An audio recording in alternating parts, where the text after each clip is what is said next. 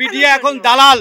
এখন Al Jazeera আমাদের সংবাদ দেখতে হয়, CNN আমাদের দেখতে হয়। আপনারা কি করেন? দেশের সকলে কষ্টগুলো এটাই যে আমরা সামান্য অধিকার চেয়েছি, আমরা গণতন্ত্র চেয়েছি, আমরা স্বৈরাচার চাই না। এতে রক্ত দিতে হয়, দেব।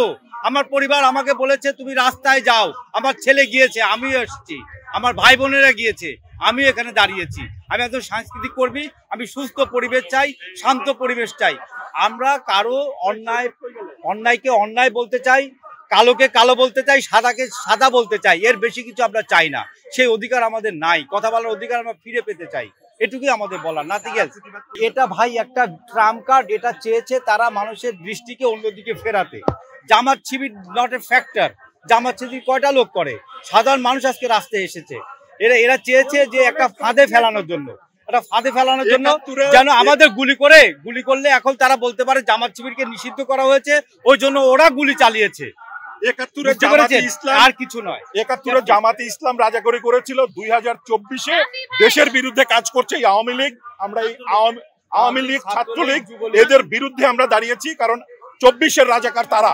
এবং যে সরি টু সে, আপনারা যারা, আপনি চিন্তা করে দেখুন 1971 সনে যে সমস্ত লোক, যে সমস্ত প্রতিষ্ঠান, যে সমস্ত বাহিনী, সরকার এবং এদেরকে চাটুকারিতা করেছিল, তারা রাজাকার ট্যাগ পেয়েছে। আনফরচুনেটলি আজকের দিনে আপনারা সাংবাদিকরা এই অবৈধ সরকার, এই স্বৈরাচারী সরকার, গণহত্যাকারী সরকারের চামচাগিরি করছেন।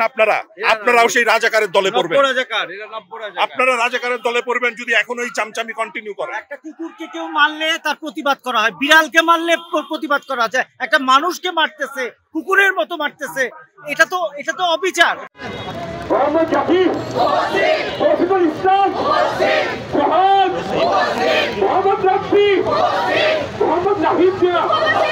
আলী হোসেন, অন্তত ৫৮, হুমায়ুন আহমেদ, প্রণয় দাস, অজ্ঞাত ৬০, আব্দুল মজিদ, রবিনুর, শফিকুল ইসলাম, বাসুদ পারভেজ, ইমাম মিয়া, সুমাইয়া আক্তার সুমি, সজীব মিয়া, আশিকুর রহমান, বাবুল, মোহাম্মদ শরীফ, আব্দুল লতিফ, ইউসুফ আলী সোহান, মোহাম্মদ হান্নান, ফারুক, রাসেল, আজিজুল মিয়া, শান্ত, সৈয়দ গোলাম মোস্তফা নাসির,